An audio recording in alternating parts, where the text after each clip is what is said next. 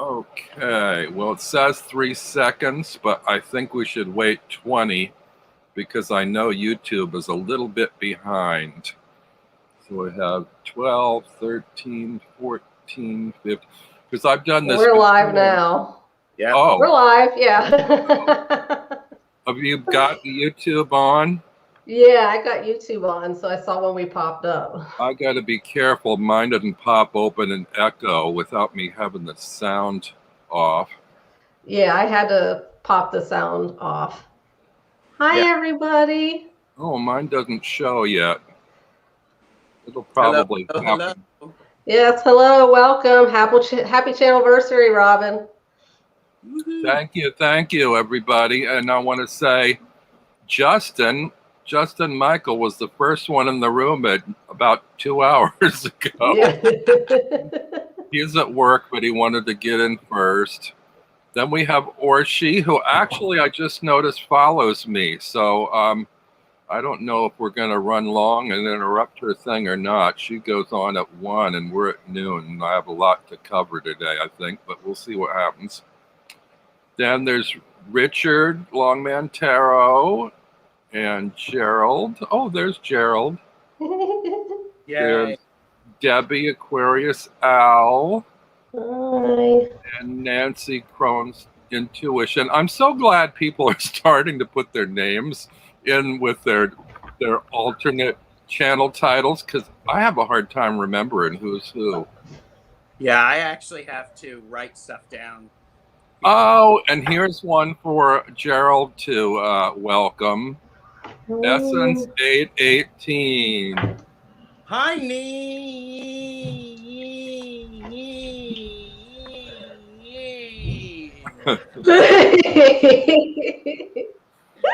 Speaking of which, I have something I want to bring up.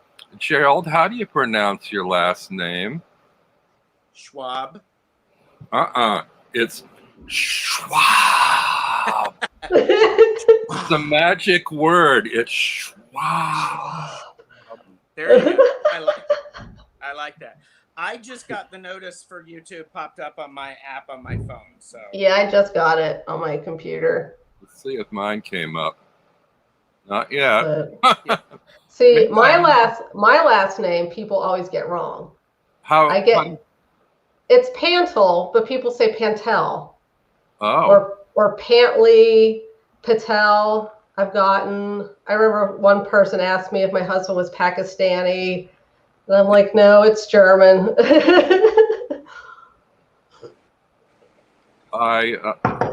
Looks like. Did you miss what? Hi, Scott. Did you miss what Richard said? Richie said, Longman Tarot. You were my first Robin. You always remember your first time. Of course, he accidentally wrote, you always remember your fist time. Different video. I missed that because I'm juggling the YouTube at the moment and it's scrolling like mad. I mean, what do you call that? Little wheel is spinning, buffering. I just want to wait until I can get the. He accidentally wrote, you always remember your fist. There we go. Sorry. I had to. You always remember your fist. Sorry. Man. Sorry about that. This sounds like a conversation. There. Yeah, this sounds like a conversation that would be on my channel. Yes. Oh, the one the other night was so funny. So funny. Licking walls. Robin, were you there? I think I was. I think I fell asleep and then I woke up near the end or something. Yeah. Yeah, Gerald and I said that we might go to Licking County and lick the courthouse because Gigi said that she licks buildings. She likes to lick buildings. It was hilarious. I just wanted to respond to Richard because I remember when I found Richard's channel, it was really early on. He only had maybe 8 subscribers or something. And I did a shout out and then I told Simon about it too. And now look, Richard's a big star. There you go. Not due to me, but I feel lucky that I was there at the beginning. So yeah, you knew him when. Yeah, actually, I shouted out Richard and Sarah Waterchild Tarot the same week. I discovered both their channels. Now, she hadn't been around too much lately, but I hope she comes back. No, Oh, my cat just came in. Hi. And Nancy, And there's- Nancy at Crohn's Intuition said, "Congratulations, Robin, on your 2-year channelversary. I enjoy your channel so much. Love the atmosphere of your space." And she said, "Hi, Gerald and Kristen. Hello, everyone coming in." And I better put my headphones on so I can hear fully. and Orshi pulled a card, and she said, "Why not?" And it was the 3 of Cups. Oh, Everybody wow. Perfect. Sip, sip. Thank you, Nancy, and thanks everybody. And I see Deanne came in. I'm so sorry I missed her live this morning. I was up early, and she doesn't pre-announce her live, so I'm never sure if she's exactly going to go on at 9 or not. So I was resting, and I fell asleep and slept through most of it, but I popped in at the end. So I'll have to watch it back again later. The deck was really cool. It was the Cosmos Oracle. Oracle, yeah. Yeah, and it was. I think I want to get it, but it's $100. Ooh. Yeah. Yeah. I see Scott. I know Scott's at work, but he says, "Oh wow, what a time to come in." I'm guessing he popped in when you quoted Richard's. Well, and he also Yes. said that he came in when Robin and Gerald were up close and personal and were breathing into the camera. Okay. Hi, Crystal. Who's Crystal? Crystal Ravenrose. I've never seen that there. name before. I see. Yes. Hello. Hi, Welcome. Crystal. Oh, that reminds me of something.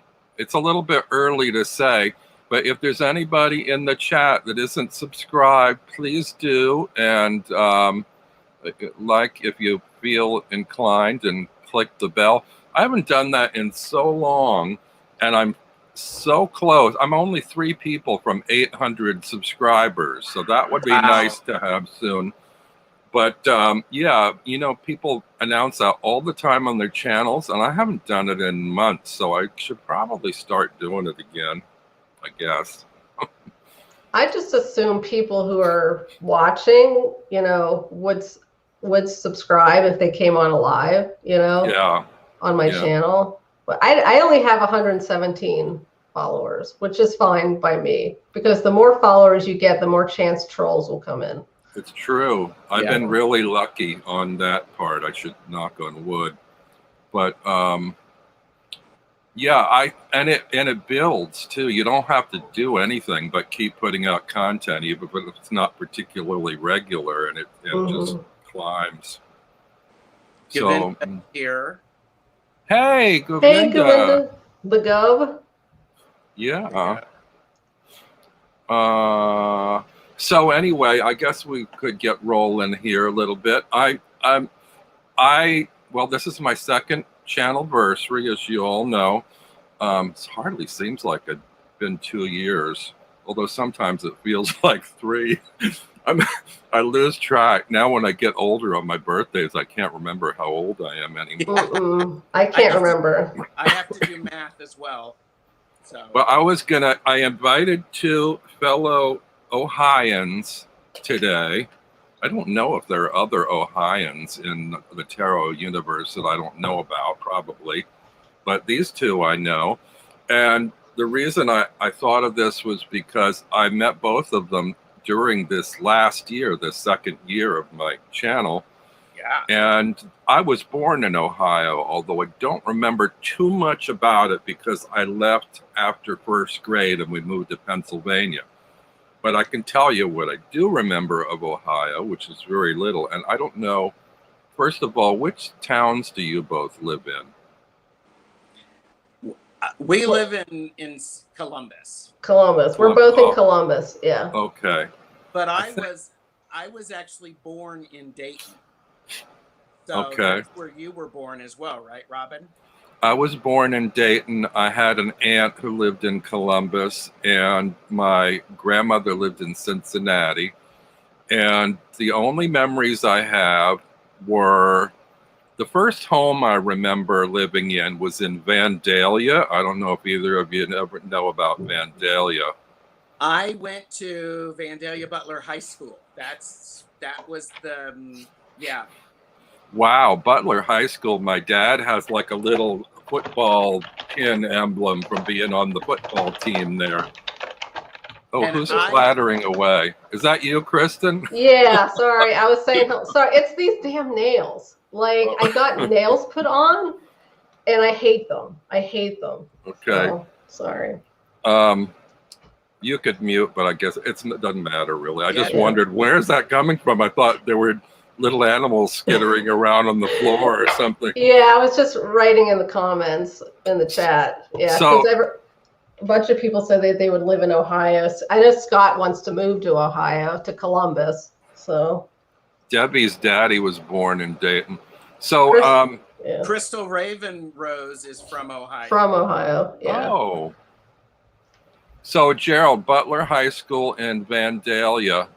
And so anyway, we lived in this little place in Vandalia, and I didn't realize that Vandalia, our home was like probably walking distance from the Fort Patterson, what do you call it? Fort Patterson. Right. Something like that. Right Patterson. Right Patterson. Wright Patterson Air Force Base. There you go. Which I discovered many years later is where they supposedly housed the alien bodies recovered at Roswell. Yeah. within like a mile of my home or something, which has some bearing on a little story that I've told before, that when I was 3 years old in that house, I woke up in the middle of the night. I don't know why I woke up. I stood up in my bed, which was under a window, and I looked out the window, and there on the other side of the window was a face looking in at me, just like a face in the mirror. And it was the head of a moose, which is bizarre to begin with. Like, why would a moose be looking in the window of a house? So anyway, I'm standing there in disbelief as a 3-year-old standing in my bed looking, this far apart on the other side of the glass, face to face with this moose, thinking, I must still be asleep. This can't be. And I pinched my leg because I think I must have heard somewhere that if you pinch yourself, you're awake or something. Uh-huh. So I pinched my leg and I felt the pain, so I knew I was awake, but I still didn't believe it. And I'm like staring at these unblinking eyes, and I'm blinking, and then all of a sudden they blinked once, and I went running, screaming into my mom and dad's bedroom and woke my mom up. And I couldn't remember what the word for moose was. I was only 3 years old, but I knew it was as big as a cow. So it was cow-like. So I said, Mommy, there's a coward in my window. and she was like, woken up from sleep, exhausted and, exasperated. And she like ushered me back to bed. She looked, there was nothing there. She put me in bed, and said, the only coward around here is you. She tucked me in, and I was terrified. I didn't want to go back to bed. I didn't want to be left alone. I slept under the covers for the rest of the night. It was just like scary. But years later, I read all these UFO books, and one of them talked about how extraterrestrials can like mess with your mind and affect what you perceive and remember. And they are often seen by people as large owls or deer. And I thought, oh my God, did I actually see a moose or did I see an extraterrestrial? I don't know. So I don't know anything about aliens. You lived near the airport then? Yeah. Oh my gosh. And then also years later, I asked my mom about this thing, and she goes, there's no way there was a moose outside your window. We had a little fenced-in area outside there, and there was no way something the size of a moose could have gotten in, and there were no moose in that, area. Moose in Vandalia. I don't know. I mean, it was in an apple orchard, but still, it's like, I don't think so. But But she said the only way a moose could have gotten in is if it had been lowered from above, because the fence in area was like, 6 foot from the house. It was like no way to jump a fence to get in there. So that whole thing is just still kind of haunts me to this day. And I've often thought about getting, going through past life regret, or not past, hypnotherapy to recall, closer memories of it. But I'm so afraid of what I might find out that I'm just not ready to go through that. But anyway, that's my memory of Vandalia. Then we moved to Miamisburg. I don't know if you heard of Miamisburg. Yep, that's south of Dayton slightly, and my sister lives in Miamisburg. And I don't know if either of you are old enough. Maybe Gerald, but I suspect not.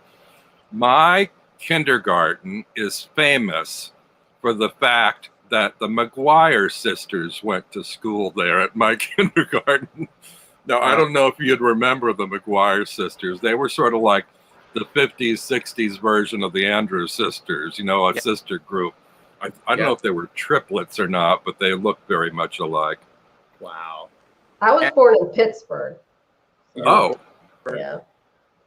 Well, in Dayton is the birthplace of aviation, right? The Wright brothers were born and raised in Dayton, Ohio. So downtown Dayton. Mm-hmm. So I know there's a debate. Like, I think Columbus claims them as well, or someplace, I can't remember where else. South Carolina on their license plate, I think, is first in flight. Yeah. But Ohio is the birthplace of aviation. So that's where they were born. But the first flight happened in Kitty Hawk? Was it North Carolina, South Carolina? Yeah. I thought they were from Kitty Hawk, wherever that is. Yeah. But that would explain the name of Wright-Patterson after them. So then the only other, after first grade, we moved to Pennsylvania. So I never know whether to say I'm, Ohioan or Pennsylvanian or New York. Now I've lived in New York more than anywhere else, but so I guess I'm a New Yorker. Yeah. But what was I gonna I say? mean, you can't get more in New York than Greenwich Village. No. Right? And New York City in general, although, I mean, the boroughs get lumped in with New York City, although I think Brooklyn's Brooklyn. I don't think of it as New York City, but Manhattan, I guess. Debbie has clarified Kitty Hawk is in North Carolina. Oh. Okay. Oh, and there's Regina. Hello, Regina. Hi, Regina. Oh, in the Twin Peaks show, they hinted at the owl alien connection. Yeah. Huh. Did you watch Twin Peaks, Robin? I did, but it was a little weird and creepy. And I was actually more of a Northern Exposure fan, which was at the same time. They were both kind of set in the mountains, sort of, or, Yeah, I watched it once, and it was okay. Yeah. I'm a huge fan. I have 2 Twin Peaks tarot decks. Oh, wow. And one I just got because Regina Tarot was using it for readings, but I got the holographic version. Okay. I like the mystery aspect of it, and the music was fantastic. Yeah. But I'm sort of more of a quirky type. I mean, I like the quirky comedy kind of elements of Northern Exposure and the eccentric people that lived in that town, the eccentricity. That's what I'm all about. Yep. Well, I mean, that show had quirky people. There was the woman with the log. Yeah. Yep. Is there a card with a log on it?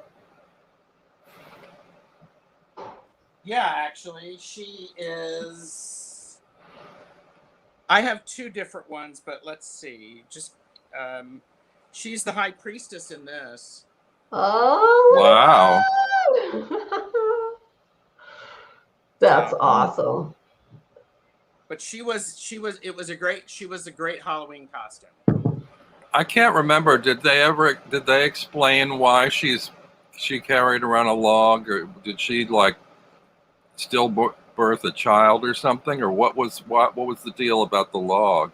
It was sort of explained in the Twin Peaks reboot that happened a couple of years ago, and in several of the books that came out before that. So, and yes, I bought all of those, and you get it's like reading an FBI file on somebody, where you find all of the details about all of the characters that you're not going to that weren't in really a lot of the Twin Peaks, the second series.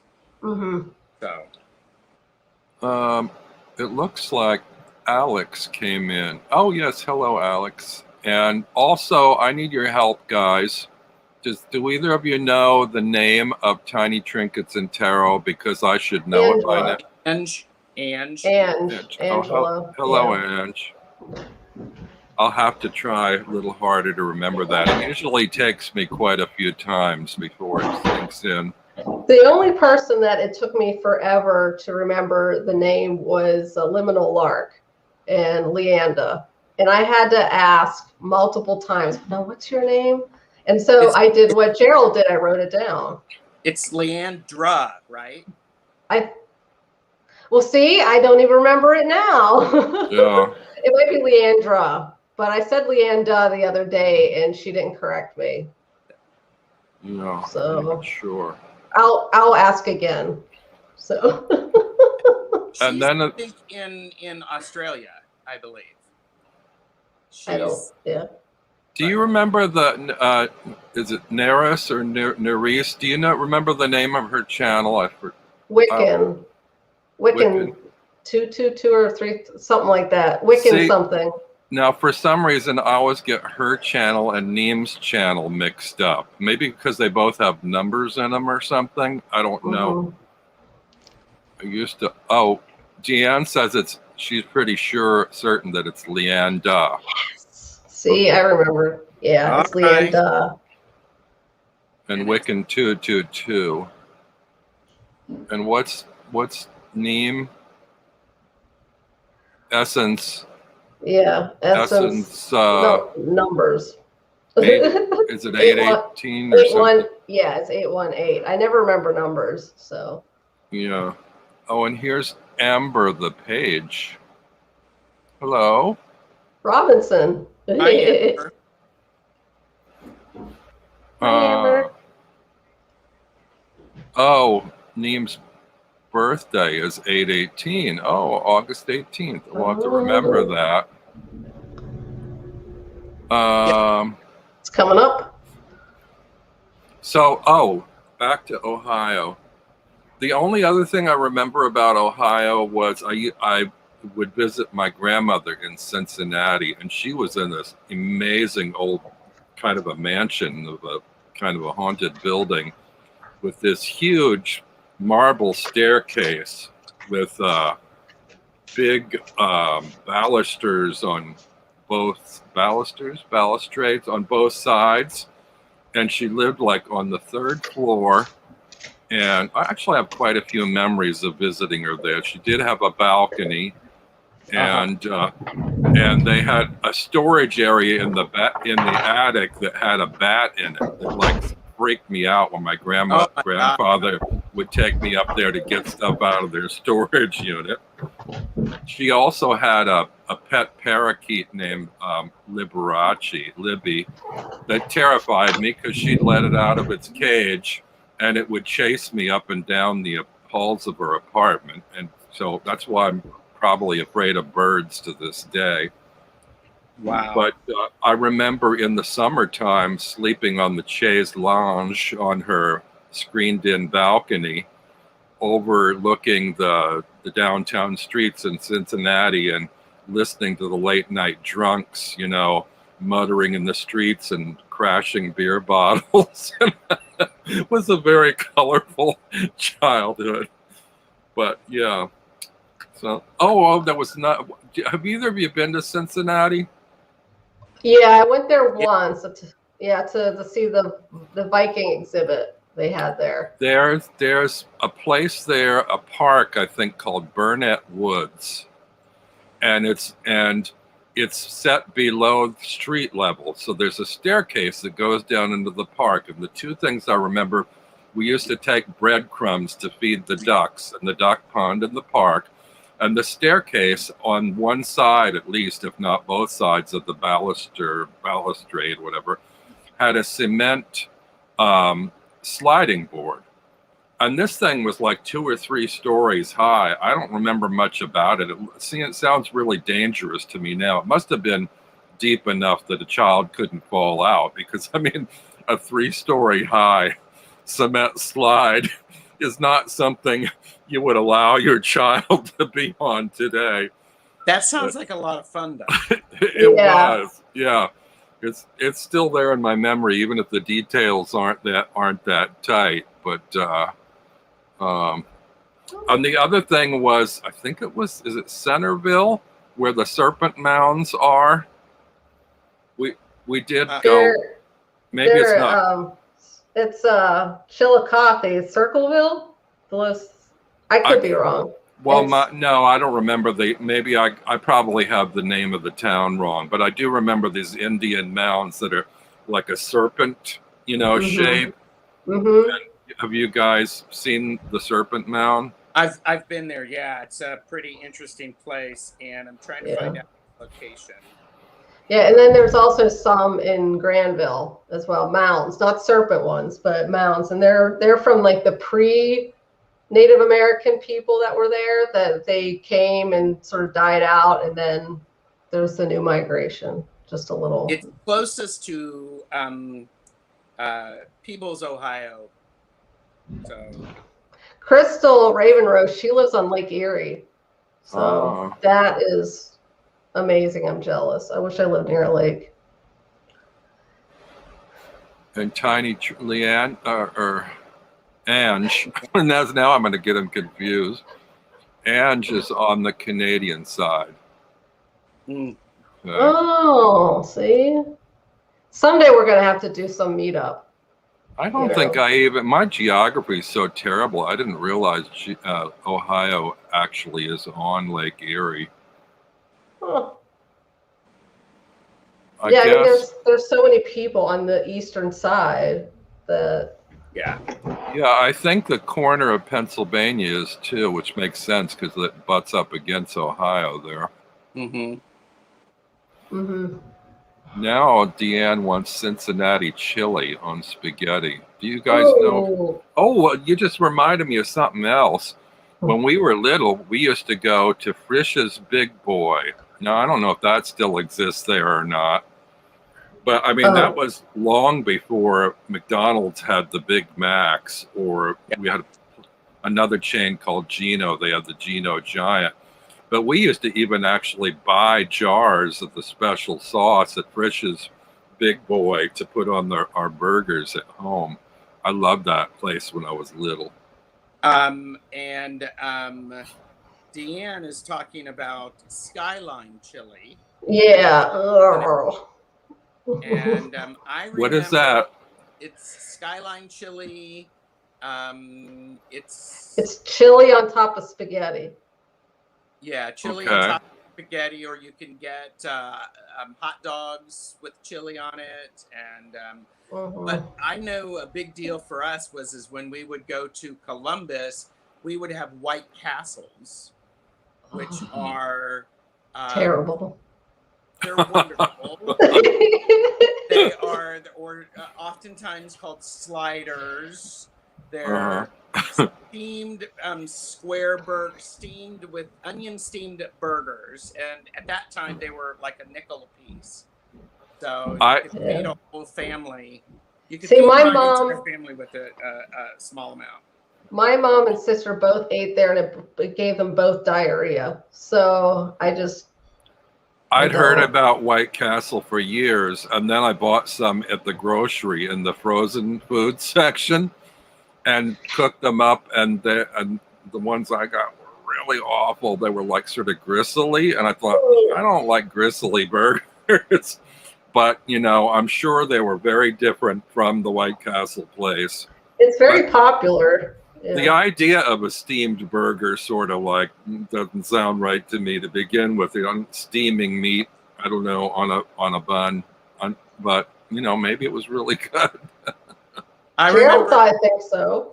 I still like them, and I remember in college some of us, we were stressed out, so we went to a White Castle's eating contest, as college kids do, and I think I ate 26 of them in one sitting. It was, and I didn't have diarrhea. It was awesome. I'm just telling. Neem just said yes. White Castle is the tastiest laxative ever. Murder burgers, as you call it. And I think it's in Skyline Chili. They add chocolate and cinnamon to their chili, so there's where the taste comes from. It's a different taste. So they add cinnamon and chocolate. So, Kristen, when you pulled a face about the chili, was it because of the pasta aspect or the flavor in the chili, or you don't like chili? I like chili, but the whole having it on pasta, it was just something weird about that. I don't know. Yeah. And then they would add cheese on top, and then you could get beans on top of the cheese, and it's just not my favorite. That's all. Mindy is here. Hello, Mindy. Hey, Mandy. Hi, Mindy. Well, now we're far enough along. Well, actually, is anybody drinking anything today? Any beverages? I'm drinking tea, and a friend of mine actually bought me this tea. I was feeling down at this one point, so she just surprised me by buying me tea. So. And it's in a cobalt blue mug, which I love. I have one of those. I love that. So, what kind of tea is it? It's black and peppermint. It's called cozy. It's called cozy book nook tea, something like that. And Gerald, you're watered, or what are you drinking? I have already had my 3 quarts of water, so I'm having iced coffee with nice, with whole milk. Okay, and I'm having my absolute favorite tea that I have to get by mail order. It's violet black tea, and I discovered it when I first visited Toulouse in the south of France in this little cafe, and I got high drinking it. So I don't know if there's toxins from violet flowers or not, or maybe it's just the frame of mind I was in at the time. But I was like spacing out, floating away, just having a blast at this cafe drinking this violet tea, and I just love it. But I tried to find it back here in the city, and I couldn't find it anywhere. I did find some with violet leaves, but it didn't have that violet aroma like Granny's perfume, or violet lozenge candy, and this does. And it's I'll try it. Oh. What is it with taro and tea? I didn't realize that was a thing. We might get to that later if we have time. I might walk us through the cliche tarot prompts, but I'm saving that on the back burner if we need to put some filler in. But yeah, this violet tea, I have to order it from some place in Massachusetts. I can't remember the name of it now, but if I think of it, I'll let you know. They have about 3 or 4 dozen different kinds of tea, very exotic places. It's really good. Nice. I would think with all the tea places in New York City, I would think that they would have it somewhere, but they don't. You would think. Yeah. I'm not really a tea person, so. Oh. So you're I'm not usually. Yeah, I'm not usually a tea person, but I like Earl Grey. But I usually am a coffee person. I'm not an Earl Grey person. It reminds me of freshly mowed grass. Really? It tastes like Fruity Pebbles to me. So. Oh. Wait. I like Lady Grey. I like Lady Grey, but not necessarily Earl Grey. Let's see. We're going back here.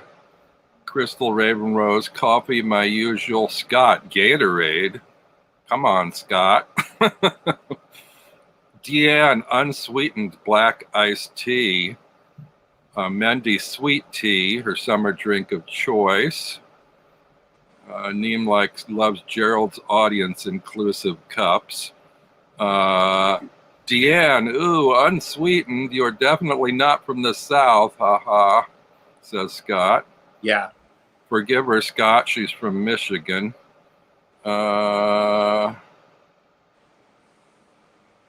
Neem loves coffee. Okay. Tea, all kinds of tea from Mendy. Yeah, I grew to like coffee too, but I like them both. I guess it just depends on. Neem only drinks tea when she's sick. Other than that, maybe lemonade, iced tea. Oh, I don't like lemon in my tea. A.K. Arnold Palmer or a sweet ice. Oh, I know what that reminded me of. Sugar. Somebody mentioned something about too much sugar. My grandmother, I had grandmothers, talk about old names out of use. One was named Blanche and the other was named Gladys. Oh, You don't hear people naming their little girls Blanche or Gladys anymore. right. But my favorite grandma was Gladys Shaw, and she's the one that lived in Cincinnati. She was a diabetic, and she loved her sugar. She made my favorite dish, which was sloppy joes, and she made it with sugar and ketchup, and it was fantastic. And she also, in the summer, we'd have sliced tomatoes, and she would put sugar on her tomatoes, which technically I hear tomatoes are a fruit, but I never think of them that way when I eat them. And as a child, I loved sugar on tomatoes. Now the idea of it grosses me out. That does sound gross. I will have salt on tomatoes, but yeah, I have salt on it now. In fact, my parents used to put salt on watermelon, but that grosses me out too because I like the sweetness of watermelon. Yeah. But I will always fondly remember Grandma Shaw and her sloppy joe recipe, which I still make to this day. It's still my favorite dish. Oh, you'll have to give me the recipe. Well, and sometimes I substitute instead of white sugar, I'll use like syrup, pancake syrup or something. Oh my God. And a spoonful of sweet relish, So, but yeah, generally, maple syrup is probably preferable to regular pancake syrup, but Wow. But a lot of people use more of a smoky flavored, like, manwich sauce or something like that. I like sweet. Like I add sweetener to my spaghetti sauce. Well, I do. I candy. My mother used to candy the baked beans too. Like she would do bake them in the oven, but she would add to regular Campbell's baked pork and beans, she would add ketchup and sugar. And then you bake them in the oven and it gets sort of a crusty top on, but they're a much deeper red and very sweet candy baked beans. It's like barbecued, barbecue beef kind of thing. It's very, so now I can't have it without. Even my favorite Campbell soup is bean with bacon, which they've taken off the market. And even that I used to doctor up by putting ketchup in it to sweeten it up. I remember that. Bean with bacon. Wow. Yeah. Oh, so brown sugar for baked beans, says Neem. Yeah, without the Bush's baked beans, I think has brown sugar in one of their varieties. Although theirs are a little bit on the smoky flavor side. Maybe it's just the one that I've got. Or she said that they're on a diet and we're killing them, and so I hate to see when the next phase of the life starts happening. Yeah. Crystal says tomato sandwich with mayonnaise is the best. Yep. I don't know. I had a tomato mayonnaise sandwich. Well, somebody recently told me about onion sandwiches, though. Not raw onion, but they cook onion. I think she said they make like a buttered toast or something and put the cooked onion on it. Oh, that's and it's a delicious sandwich, apparently. I haven't tried it yet, but and I used to put all kinds of wacky stuff on my peanut butter sandwiches when I was my teen years, like dill pickle chips on peanut butter sandwiches, and Yep. potato Dill. chips. Potato chips are the best on peanut butter sandwiches because it's sort of like crunchy peanut butter, but No, I get that, but dill. Yeah, Oh the no, dill. it's really good. But I've also had it. I just had it earlier this week. Peanut butter with a slice of cheddar cheese. Ooh.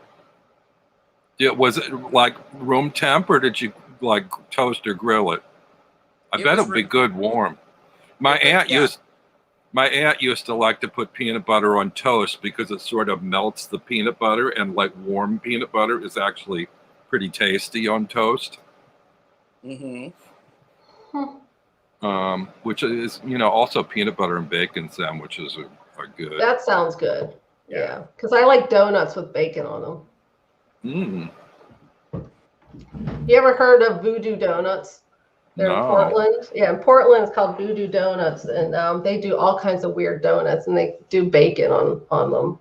I've heard of them. Yeah. Yeah, and the Voodoo doll is amazing. I don't usually like jelly donuts, but they're filled with like a raspberry jelly, and and then they have like the little stick pretzels like stuck into it. And then when you open it up, it just like bleeds all over the place. It's fabulous. Is it a donut shaped like a doll? Yeah. That is awesome. I love that. Yeah. I love that. So, in honor of Jen from Jen Science the Soul Tarot, who's sleeping right now, I'm assuming, but maybe she'll see this later. We have wicked, bizarre candy treats today. Mine's not or maybe bizarre. they're not wicked or bizarre. Maybe they're just your favorites. Yeah.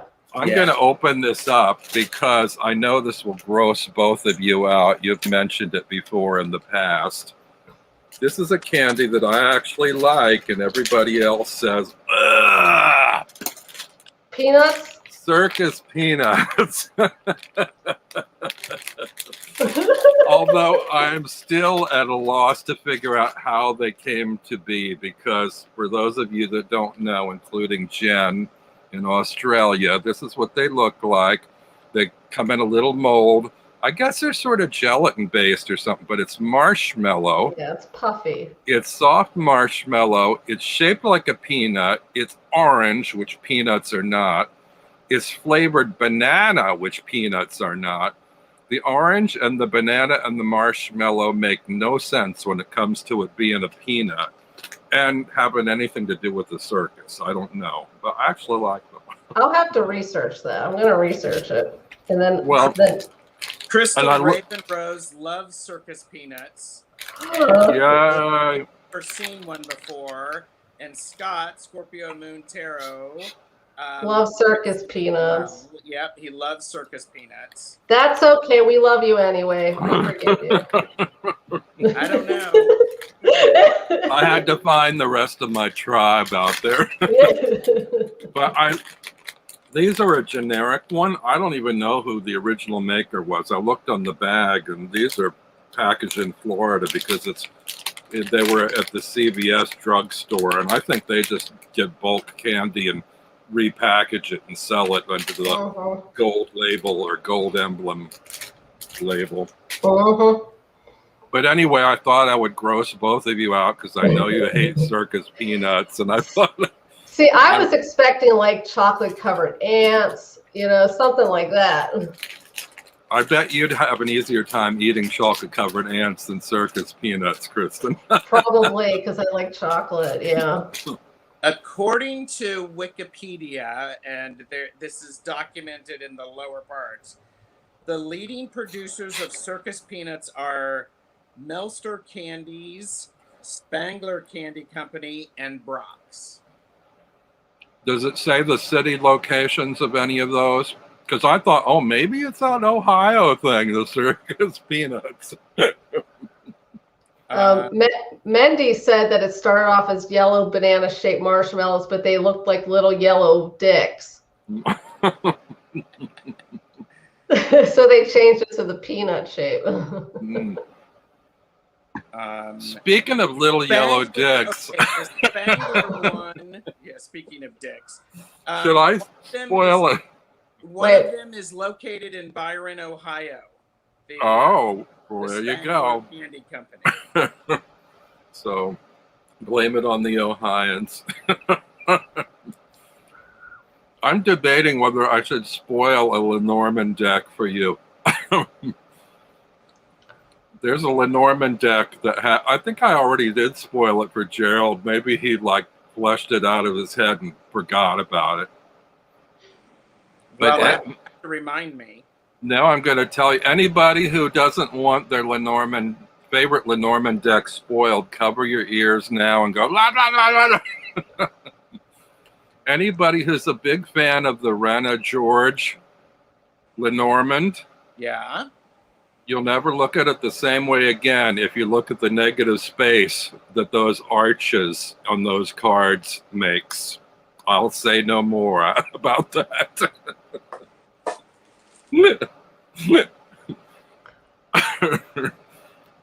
I'm like, when I have that.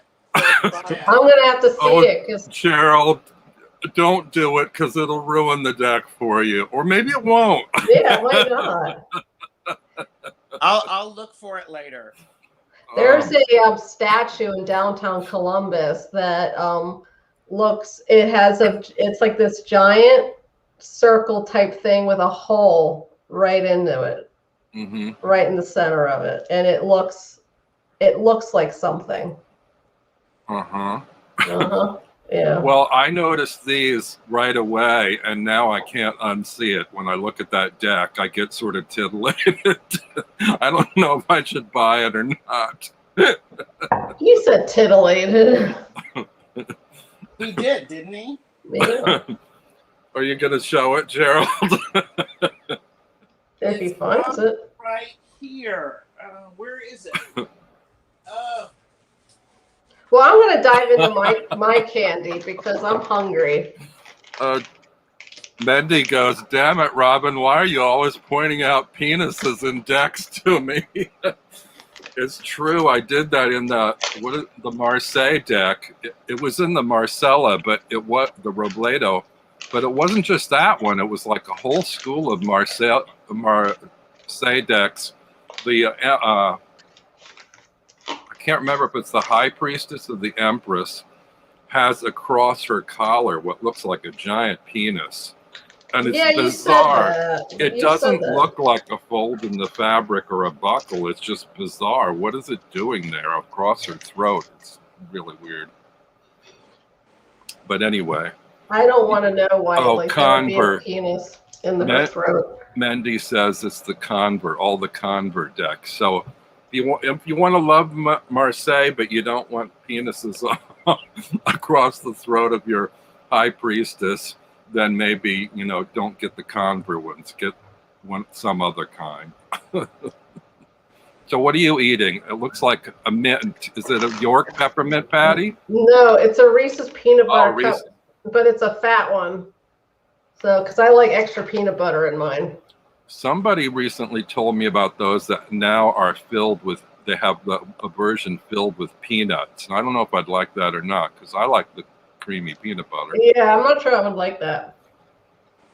I think they have a crunchy peanut butter one too. And now they have M&Ms filled with Reese's peanut butter. That's gross. Yeah. I can't find my Rena George deck, which now annoys me.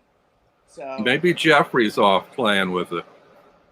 Well, it's not like him to touch something that doesn't belong to him. But okay, so you love Reese's peanut butter cups? Yeah. Yeah. Oh, that's one of my favorites. That's one of my favorites. Yeah. Now, you tell me, Kristen, does it change if they're thicker? Because I find that the ratio is very particular for me. Like, they're good in regular peanut butter cups, and they're okay. They're good also in the little mini cups. But I've had the Easter peanut butter eggs, and they don't taste the same to me. They're my favorite. That's like, I can't get them. So you asked for my favorite candy, but I can't get them. I think those might have more peanut butter and less chocolate, like They a do. thinner chocolate. That's And what I like about them. if Yeah. the ratio is different and it doesn't work for me. Mindy feels the same way, Robin. Oh yeah, there you go. I think it's an important distinction, but I'm very fussy about certain things. Excuse me. I like the Reese's peanut butter cups, the minis, and I actually like them in the freezer. I like them really cold. They're just wonderful. I think that's a lot of fun. I'm gonna try that. Yeah, it's really good, and it works well with the minis because they're just smaller. So it's for me it's one bite, but so yeah. One of my other ones is Three Musketeers, and I found out years later that it was my dad's favorite too. I had no clue, so that's interesting. Mindy claims to be my curmudgeon apprentice. And hello, Patryce, and thank you for the happy Channelversary. And Three Musketeers is like my favorite childhood candy bar. But I shouldn't say that because I have so many favorites. I just love candy in general. Yeah. Although, people are really big on Cadbury chocolate, and I have never liked Cadbury chocolate. I don't know why. No. I had a friend who just went nuts over it, and I said, no, I like Hershey's. And they go, oh, Hershey's. Because Hershey's has a very definite, distinct taste. It tastes unlike any other chocolate. It's kind of waxy. But maybe that's what I like about it. I don't know. It's a very particular flavor, Gerald, what's your favorite? Well, one of the things that I absolutely love are Skittles. Oh.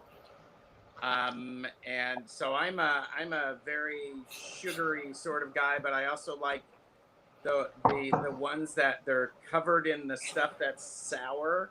So like Sour Patch Kids, I love. So Gerald, do you like chocolate or no? I do like chocolate. I want you to try my S&M salad recipe. I think I've had that. You buy a bag of M&Ms that have M's on them, and you buy a bag of Skittles that have S's on them, and you take a bowl and mix them together. They're virtually the same size and shape, although Skittles are a little bit thicker. But then you just take a little handful and eat them, and you get some chocolate and some sour fruit at the same time in your mouth. And when it mixes together, the closest I can think of to describe it as is kind of like chocolate-covered raisins, but sort of more tart and fruity. It's really a fantastic flavor combo. So I'm telling you. Yeah. I learned that recipe from a Catholic priest. So really? Yeah. I thought I invented it, and I thought it's a great party conversation starter to have an S&M bowl of candy at your party. Well, I always thought it would be fun to I used to work at a library where you might say some of these people were OCD. And so I would always want to mix M&Ms, Reese's Pieces, and the Skittles all together in a bowl just to drive them crazy. Because that doesn't make sense to them. Does anybody else eat cereal like snacks, like popcorn, instead of in a bowl with milk? Yeah, I do. And which ones do you like? Because my favorite is like either Trix or Corn Pops. I like the Corn Pops better than popcorn because they don't have the little kernel things in them, that get stuck in your teeth. I like Fruit Loops. Surprise! Oh yeah. It's like Trix, kind of. Yeah. But I also, I'm weird because I like the frosted shredded wheat. Oh, I like that too. I even like that without milk, just dry like that. Yeah. And I also like the mini ones. Corn checks. Corn checks are hard to find. You can get rice checks and you can get wheat checks, but the corn checks are hard to find, and I like all three of those. Mm-hmm. I like the cinnamon ones. They're the little squares. I don't know what they're called because I get the generic, but Justin says tricks are for kids, but I'm a big kid, Justin, so it's okay. And Yeah. the other, Oh, those kids were so mean to that rabbit. It was so discriminatory. It always upset me as a kid. I also love Twizzlers, My mother loved Twizzlers. It was her favorite. and I like the pull and peel. And I'm the kind these are cherry.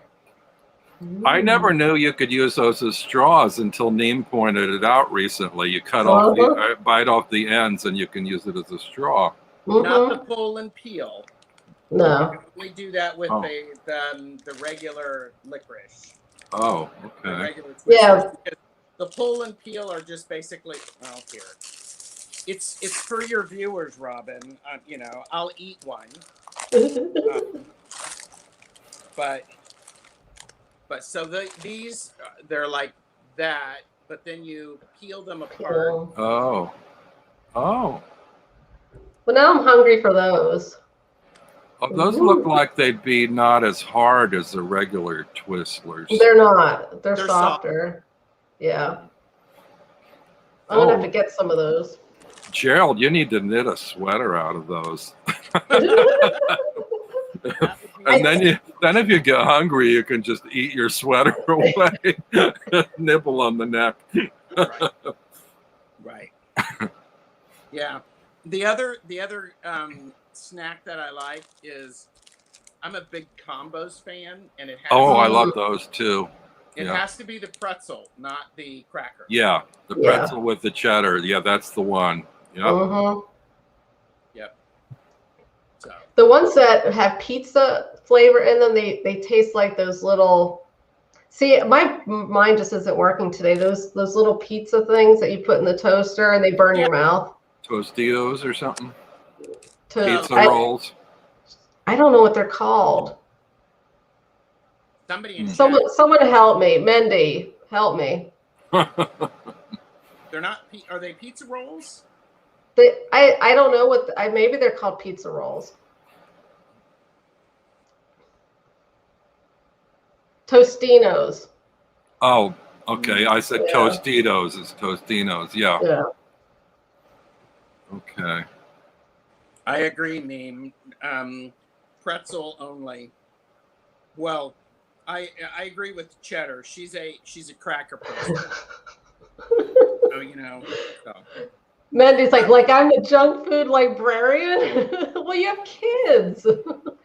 I used to love they take away all my favorite foods.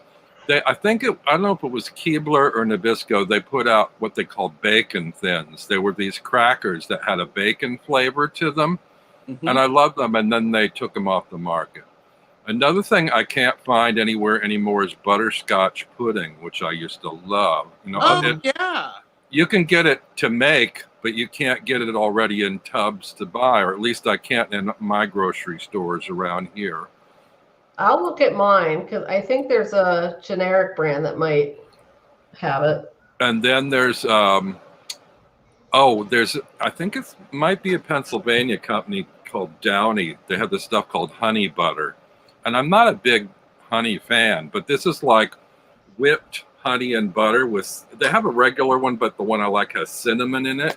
Yeah, and I had the that. Best topping for toast. I absolutely love it. Downey's honey butter with cinnamon. Wow. And Mendy has butterscotch pudding right now. Oh, well, there you go. Thank you, Gerald.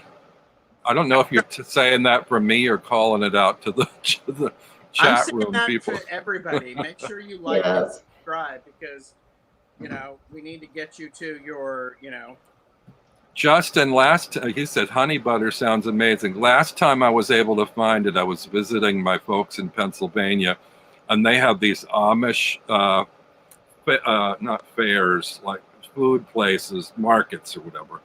And we went to the Amish market, and they did have it there. So that's where I got it. Oscar Myers also used to make this stuff. And I don't know if this is going to gross people out or not, but they used to make this stuff in a tube like liverwurst, but it was called sandwich spread. And it was like a ham salad, really. It's like ham kind of ground up with like sweet relish in it, And I love that. And they don't make it anymore. And you can't even buy like ham salad in the groceries up here. I don't know. Really? Maybe. I just tried it. Like I had it as a kid, and so I was craving that flavor I had as a kid, and so I got it, and it just was not good. And I'm like, this isn't how I remember it. Okay. Well, But yeah, maybe they sell it here. maybe that would change for me too. I also, as a child, I used to love pickle and pimento loaf, and I can't find that anymore either. We grew up with that as well because it was inexpensive. Yeah. Pimento loaf, which now I think about it and I'm like, okay. Processed meat with sliced, with slices of olive in it. Yeah. I like olives and I like bologna. Well, we used to make our own ham salad. Like after we'd have a ham cooked, the leftovers would go into the hand grinder. You know, and I don't have a hand grinder. I'm trying to do it here I have one of those glass things with a pump and razor blade kind of thing, choppers, you put the stuff in the jar but what it does is it minces it. It doesn't grind it. And it's just not the same with a minced texture. Grinder texture to meat is completely different. So you ever had Braunschweiger? That's liverwurst, right? Yeah. I think so. Yeah. My mom loved that. My sister inherited that taste. I never much cared for it. My mother loved that too. She got that because she knew she was the only one who was going to eat it. Yeah, my mom loves it. She like piles onions on it. Wow. Oh, does anybody remember a snack from I think it was the 80s called Screaming Yellow Zonkers? I do. It was it was in a kind of it was a black package with like bright colors all over it. And it was basically a very buttery caramel corn. It was really good. I love caramel corn anyway, but. See, we have a store here in Columbus and they sell I don't know, like vintage candy. So you can get candy from like the 50s to the 80s. And I wanted to do that for today, but I just did not have time. It was too much out of my way. We have one of those on the Lower East Side too, but it's such a long walk from me. It's like, one of these days I'll get back there.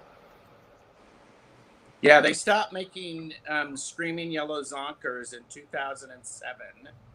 And they will occasionally have limited special editions. Well, something that reminds me of that about the same time. Do you guys remember Pop Rocks? Yeah. I don't think. And the urban legend that if you ate Pop Rocks and then drank soda. It would explode. Yeah. What would explode? Your head? Your head. Your stomach. Yeah, your stomach. Yeah, there was this urban legend that happened to some kid. Yeah. Yeah. I don't know if you can still get them or not. Actually, there's a store here I haven't visited in a while. I am a diabetic. Me too.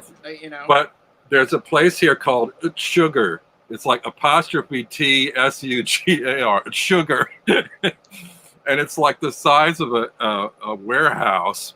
And it's filled with, little up to industrial size containers of different kinds of candy. And a lot of them are these nostalgic old candies. Oh, do you remember wax lips? Yes. Yeah. And what about the little bottles? It was like a little 6-pack of little like pop bottles that had liquid in them. It was disgusting. You'd bite the top off and drink the liquid, and I don't know if you're supposed to chew the wax or not, but it's nasty. Yeah. Yeah. And then there was those long sheets of paper with the little buttons on it. Do you remember those? Yes. Yeah. Wow. Mandy goes, they're off. Wait. Oh my God. Regina said we could put the Pop Rocks in the sandwich with the P&P loaf. Yeah. Sometimes it's so hilarious. Like we'd expect Robin to have a meat grinder in his apartment. They're talking candy and the chat is all about deli meat. we're off the candy and on to lunch. What about deli meat with Pop Rocks in it?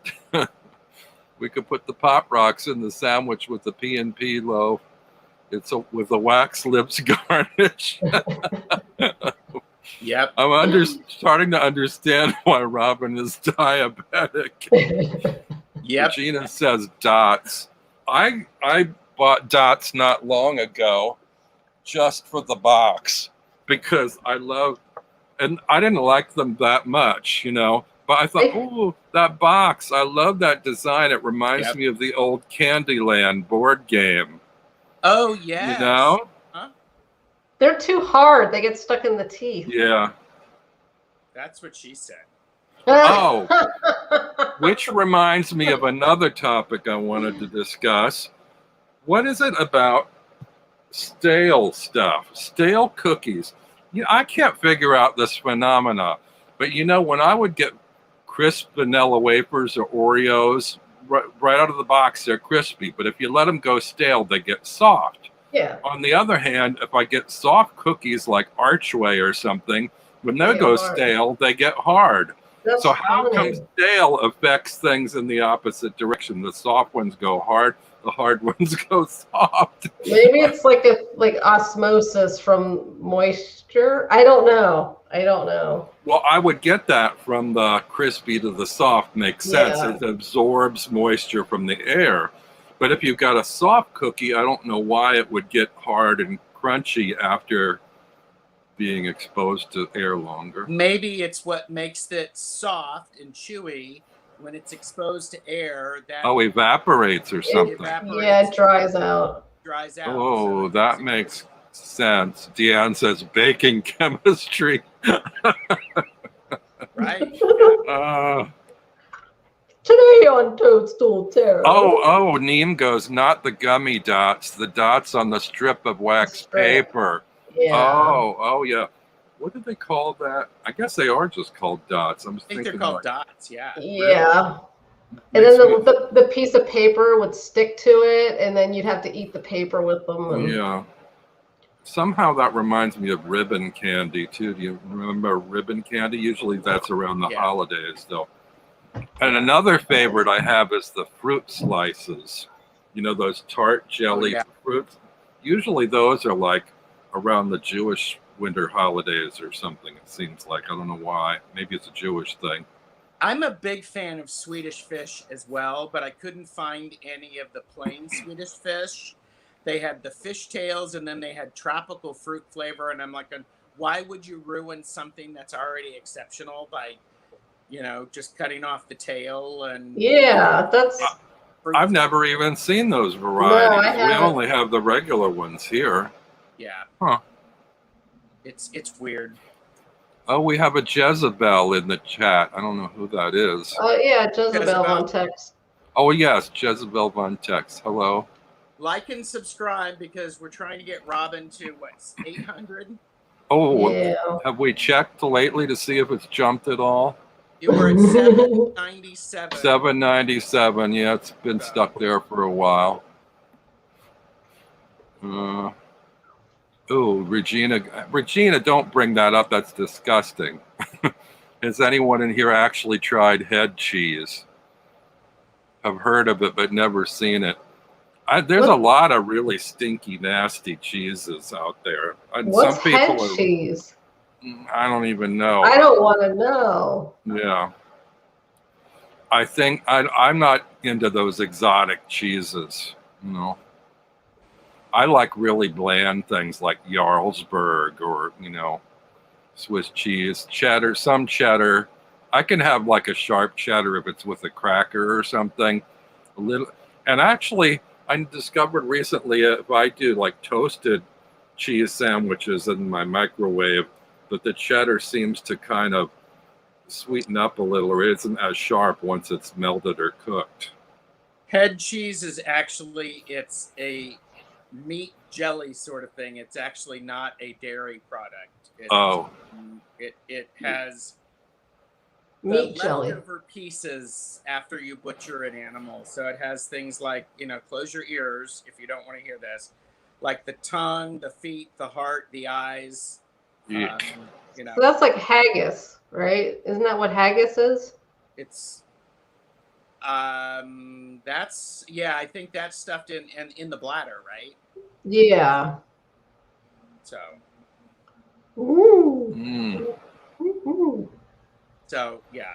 No. Regina says it's made from the head parts, and if you cut it wrong, it can be poison. It scares the crap out of me. So there's like Viking food. Like one of the things that Vikings would eat is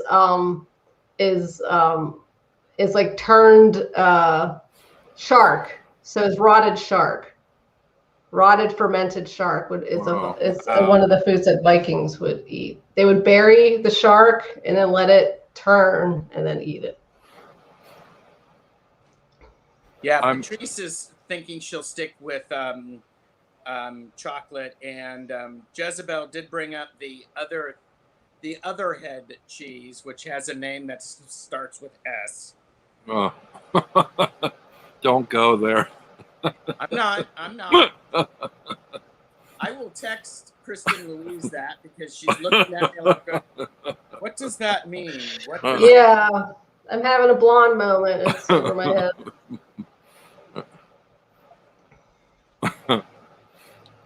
Mm. Yeah, I love provolone, neem. I could just eat it, just out of the packet. She doesn't like American except on a grilled cheese sandwich. Yeah, I kind of agree with that. When we were little, also, I remember they had like white American cheese, which seems like it tastes different than the orange one. Maybe that's my imagination. I think it's just coloring. I am a big fan of cheese. I like a variety of cheese, and I could just eat cheese all day. It's like really good. How do you feel about Cheese Whiz? Well, it's probably or Velveeta. Well, Velveeta is what do they call that? A processed cheese food. So I think Velveeta is very good for a creamy mac and cheese. So. What about the kind that comes out of a can that you spray onto a cracker? I think it's fun, especially when I've had a few drinks, and you know, it's. Do you spray it directly into your mouth or just right onto the cracker? Only if I've had enough drinks and the bets are on. Yeah, I'll do that with whipped cream, but I don't know if I would do it with the. Well, I probably would with the cheese if I had any.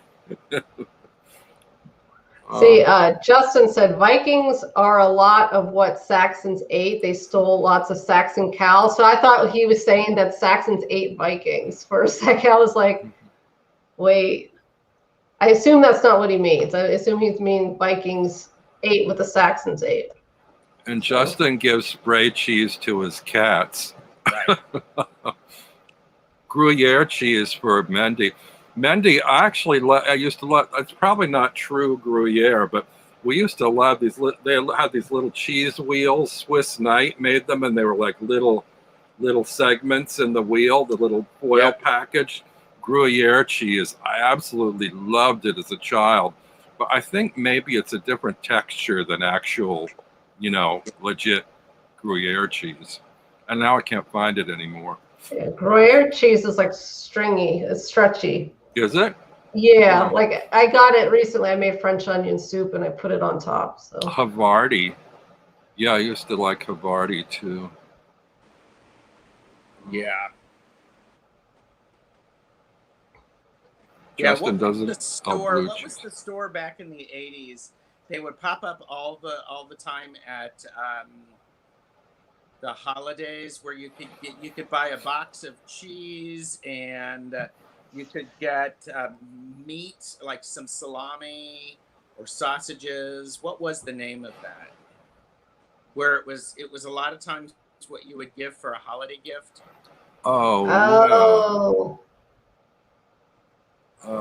Hickory Farms. Hickory Farms, yes. Yeah. Yeah, I like a good smoked cheese. I think a smoked cheese is very nice. And Neem uses. Sorry. Oh, I was just gonna say I'm a big fan of baby Swiss. Yeah. I like goat cheese. Neem uses Cheese Whiz in her mac and cheese only. No, that's another thing. I'm fussy about mac and cheese because everybody likes it creamy and so creamy.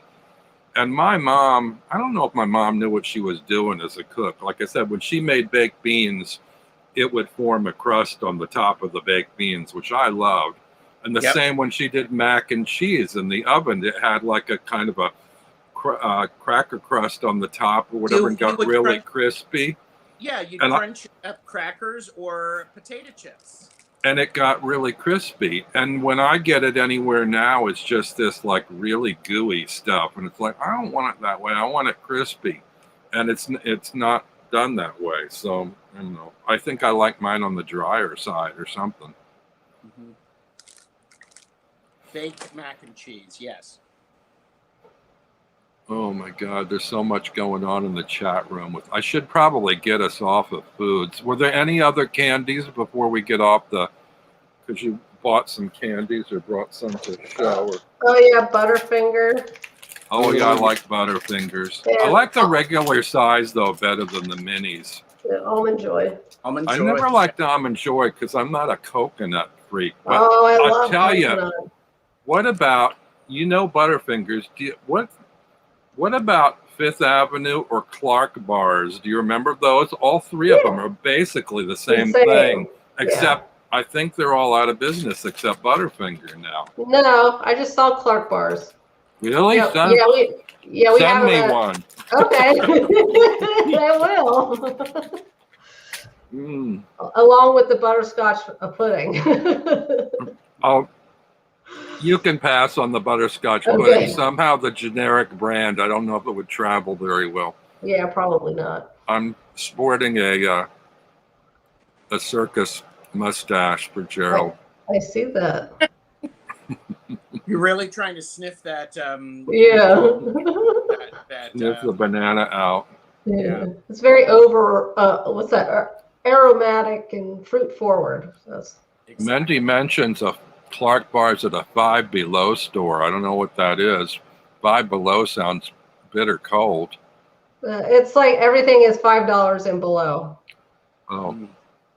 Well, Debbie, I think that's great because Debbie said, Gerald, your Skittles, Twizzlers, and Swedish Fish are my husband's perfect trifecta of snacks. Yep. I also like the $100,000 or what do you call it, $100,000 or whatever. $100,000, yes, yeah, and those are they have like crispy in the chocolate with a little bit of caramel. Caramel, yeah. Is it caramel or caramel? I call it caramel, but maybe it is caramel. I think it's got an A in it, but I call it caramel. I think I do both.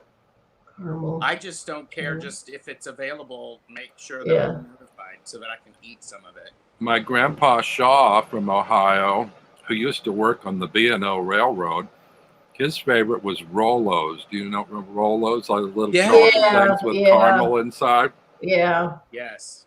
I would get them all the time. I would go swimming at the YMCA, and then I would get that afterwards as a treat. Jezebel, where are you from? She says, I know none of these candies. From Denmark, aren't you? Oh, that would explain. Yeah. Yeah, we're gonna bore our foreigners with American candies that they've got no sense of. Yeah. Oh, I like smoked salted almonds too. Yeah. Okay. So, you said, what was your last one there, Kristen? The Almond Joy? Yeah. I love almond. I used to also love the York peppermint patties, which I haven't had in a while because they're kind of big. Now I just get the junior mints, which is, it's a little different, but I like it too. I'm a mint fan. Yeah, me too. That brings us to ice cream. What flavors of ice cream do you like? I like plain vanilla, not the French vanilla, but regular vanilla. But I also like black raspberry chocolate chunk. Yeah. Mendy makes Christmas cookies with Rolos in the middle, which sounds amazing. Would melt in there like chocolate chips. You know. Yeah. My two favorite ice creams, I think, are probably mint chocolate chip. Sorry, mint chocolate chip, and no chicken in my ice cream. Mint chocolate chip and lime sherbet. Although that's another one. I can't get lime sherbet in New York City. I don't know why. Of all the sherbets, that's my favorite. Somebody yesterday showed a fancy brand called Van Leeuwen ice cream, like a gourmet brand. It was mac and cheese ice cream, which sounds completely disgusting to me. I asked him if it had pasta in it, and he goes, "No, thank God." Wow. But I can't even conceive of a mac and cheese flavored ice cream. Yeah. I'm a big fan of Breyer's All Natural Chocolate. Ooh. See, I like there's another one of my recipes. I call it chocolate mint surprise. You get Breyer's mint ice cream, put it in a big glass, and fill it with Coca-Cola, and you stir the crap out of it. It melts really quickly, and it makes this slush, and it's this really amazing minty slushy ice cream. And when you get to the bottom of the glass, surprise, it's a mountain of chocolate chips. Wow. It's really refreshing in the summer, I tell you.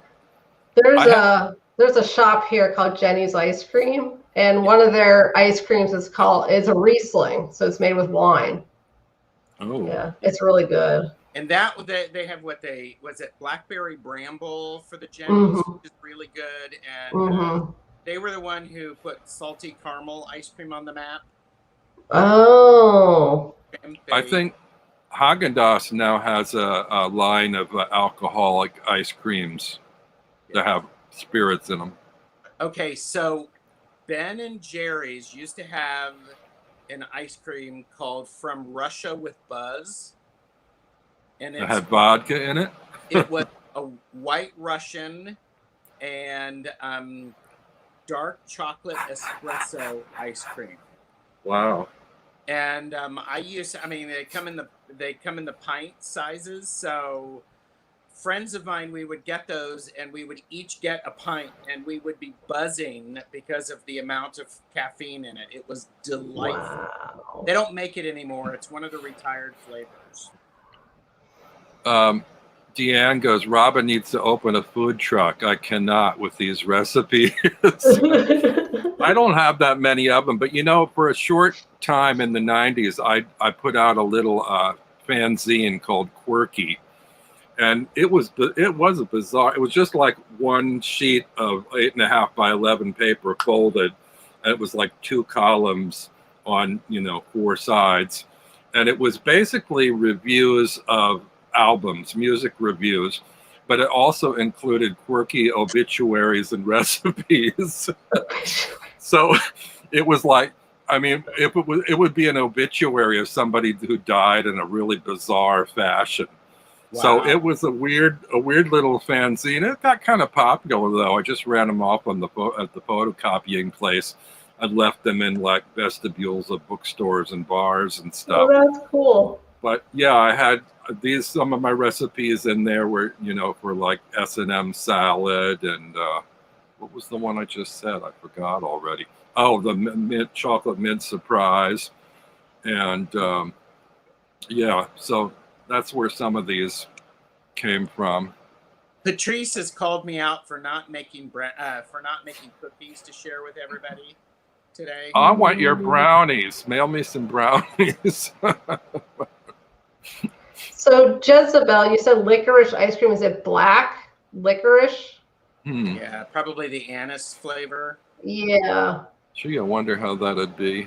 Yeah. What's that Greek drink? Ouzo? Yeah. When I was in Greece, at the end of every meal, they would bring me a shot of ouzo, and I was like, I don't like ouzo. So my husband ended up having 2 shots after every meal. I used to have the French version. There were 2 of them. One was called Pernod and the other was Ricard. And I was really into it in the 90s. When I was in my drag phase in the mid-90s, I used to work at the Roxy nightclub with this drag troupe, and we would, see, Gerald doesn't know about this. It was a very Well, short-lived thing. But Pictures. I do have Yeah. pictures. Robin, I have- Robin, if you do that, you're going to get your 800 subscribers, and Yeah. But I don't do it anymore. It was back in the You have mid-90s. pictures of when you Yeah, did. pictures. All right. Yeah, show pictures. It was like I'll tell you how it came about. I used to go Sunday mornings to the flea market in Chelsea. I had a group of friends. We'd meet at the Malibu Diner in Chelsea and then have breakfast together. Then we'd do the flea market. And then I had this other friend who did drag at the Roxy nightclub. And so Sunday morning, we'd go to the flea market. And he said, well, why don't you drop by after the flea market one Sunday morning? I thought, okay.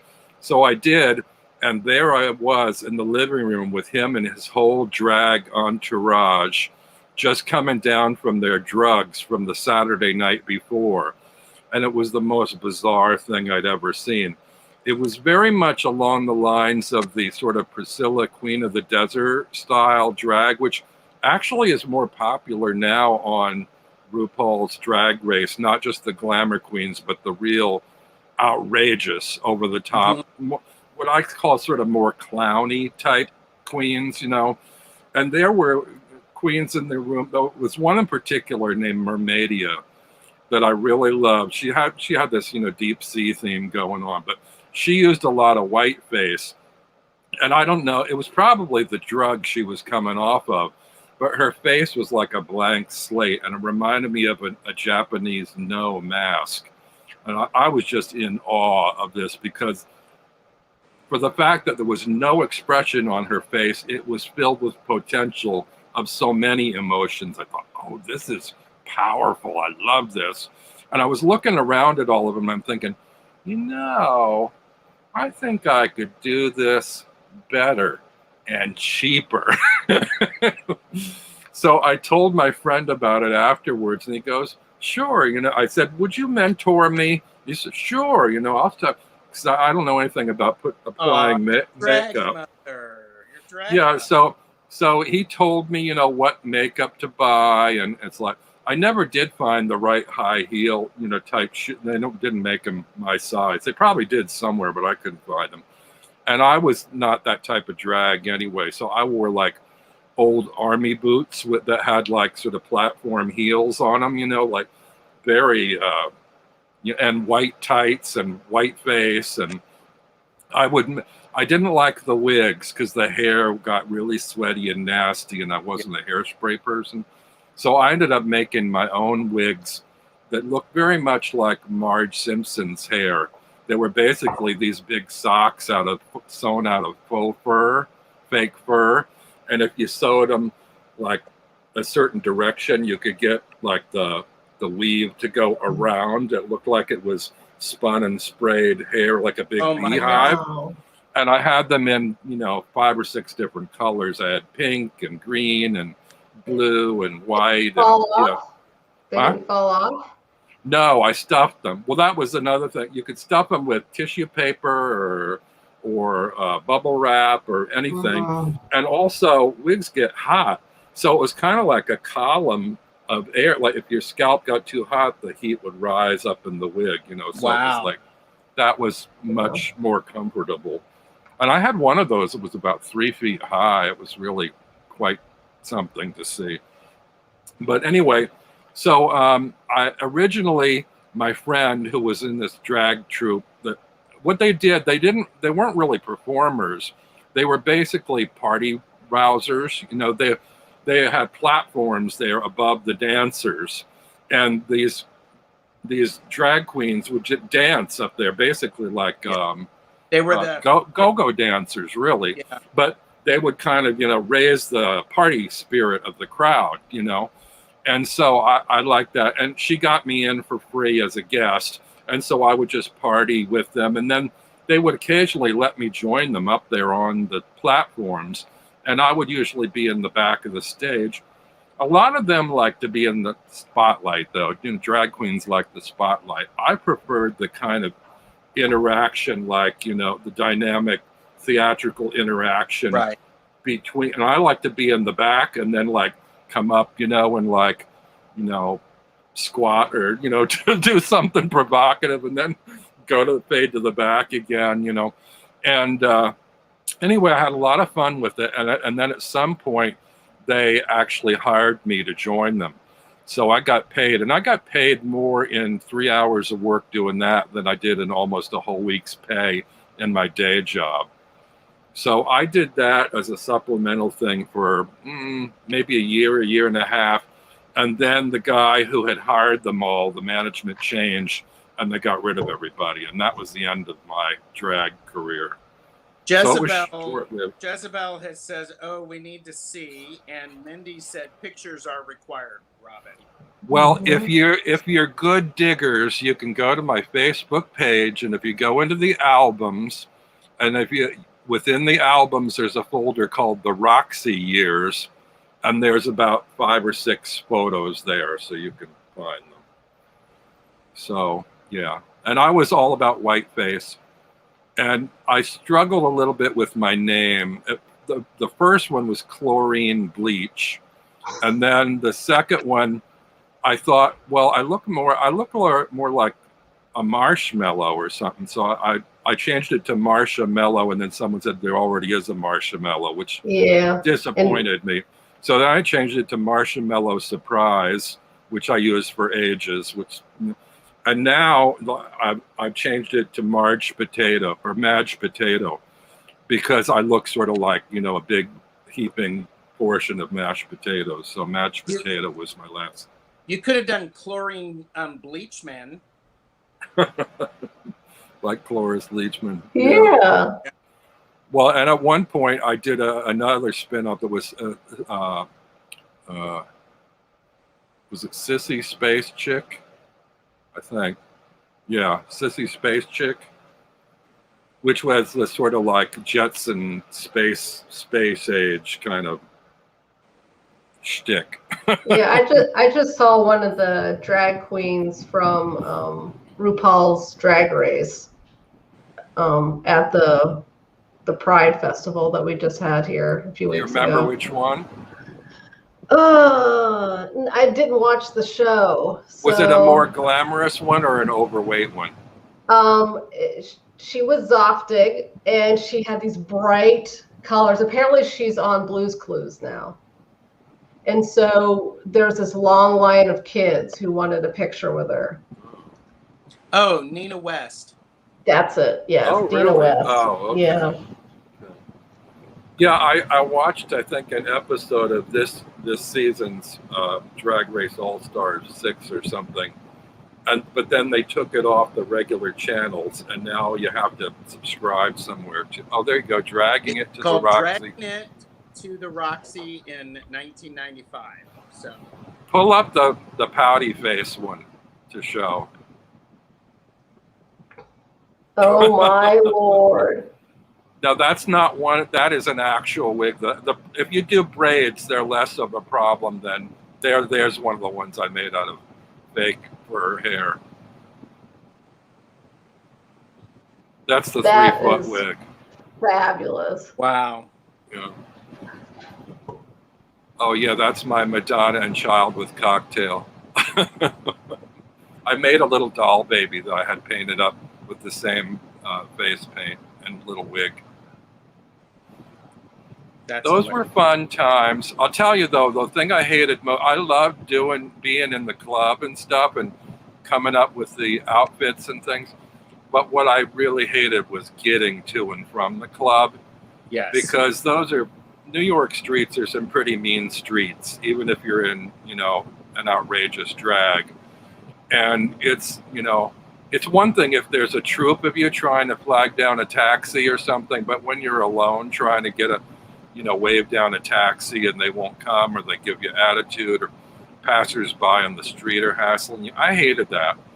Yeah. So it's like if they had a dressing room at the club where I could get done up and done down, I could do it to this day probably, but I just didn't like that whole, prep life thing. So Robin was living his life. It's like golden, yes, Elvira vibes. Yeah. And Mindy said ahead of that, found them, and to be completely honest, I'm a little afraid of you now. And Debbie is just looked up the pics, Robin. You look fabulous. Oh, thanks. There are some more. Maybe I'll have to put some more on there of the rest of the drag troupe. Mindy says the Pennywise vibe is freaking her out. Yeah. Yeah, I had one of them I tried without the white face, and I looked like a really bad makeup version of my little sister. I thought, oh no, that's not good.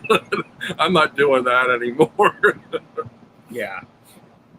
So white face was kind of my thing. Oh, and the one that you showed with the braids, the costume, the skirt was a patchwork thing that I got at the flea market. It was like a drawstring skirt that was made out of patchwork. And that's sort of my Ukrainian East Village lady look. You know, it's very, very much sort of old Polish woman vibe, you know, with the sort of babushka and army boots and skirt, you know, long skirts and stuff. Anyway. Antoinette is here. And Hi, Tony. Hey. Hi, Tony. Good evening, Gerald, Robin, and Kristen in the hammock with my vino. Oh, nice. And Patryce has just sent you a friend request so she can see them. Okay. And just make sure, Tony, that you like and subscribe to Toadstool Tarot because he's trying to get to 800. 800 subscribers. So. Yep, still 797. Maybe I need to refresh there. I'm guessing everyone that's here is already subscribed. Yeah, I'm thinking so too. Yeah, 797. I've had a trouble with the 700 hump, you know, but I haven't been really working at it. At one point, I made a big deal out of it, and somebody read me the riot act in the chat. I don't know if it was a troll or not, but they said, I don't like that you're trying to commercialize on your channel by pushing it. It was when I was trying to get to go over 300. And I said, oh, I'm so near 300. If I can just get there, you know, like I'll give out a prize or something. Yeah. And they said, you know, we don't like that when you try to do that, you know. So I don't know. I think they unsubscribed from me, and I've kind of stopped doing that. But, you know, there's all types out there, you know. Yeah. You can't take it personal. Like I said, I've been lucky I haven't had any trolls yet, but, you know. And I don't have that many, I don't do many lives anymore either. This is the first live I've probably done in a month or two, so. Well, it's nice to be here with you, celebrating your Channelversary. Tony says she only has 150, no sweating it. Yeah, Tony, I remember when Justin was sad and complaining about only having 30 subscribers. And now I think he's got, I don't know, 600, 700. He's like up there too now. So, I mean, it happens pretty quick. You don't have to do much. Once you're on there, it just, you know, steamrolls. You know? I think I evened off. I think I've leveled. I'm not sure I'm going to get many more. So You will. The longer you're on and the more content, it just will happen. Mm-hmm. I'm having trouble coming up with ideas for videos. I'm kind of blanking. You know what I really love, Kristen, when you did your little nature walks and commentaries, they were short, but there was something really nice about that. You were in nature, just like sharing a thought and sharing nature, you know. Oh, cool. Yeah, I'll do that again. Yeah, I might get to 200 in about 30 or something like that. So I might have a giveaway on my channel for that, but who, you know. Oh, that brings the lives. I don't do it for the subscribers. I do it for stuff like this. Mm-hmm. So. Yeah. That brings me, actually, you just reminded me that I had planned on doing a giveaway today for my second Channelversary. And I didn't want to, like people say, don't announce it, you know, on your advertising or whatever, because people will just pop in to get the free stuff. Mm-hmm. And I didn't want to do it right at the beginning either. So if you're this far along, you probably are a subscriber or a follower. So I'm going to do a giveaway And this is for my my little Norman's Lenormand. Ooh. Aww. And I have a linen version and a plastic version. So if any of you haven't seen this, I do have a walkthrough on my channel. And if you're at all interested in possibly winning a copy of this, I don't personalize it. You know, I will get the address and I'll make playing cards, mail it directly to you. It leaves me out as a middleman. And, you know, so it's not personalized, but it's just easier on me. But what you need to do if you want to, a chance to win, after this is over, not in the chat room, but in the comments, you put, well, little Norman has run away from home. Now, depending on whether you want the plastic version or the linen version, you tell me, when little Norman ran away from home, did he pack a plastic bag or did he steal the household linens? So if I find in the comments, little Norman packed a plastic bag and you're the winner, I'll know to send you the plastic version of the deck. If you put little Norman stole the household linens, then I'll know to send you the linen version of the deck.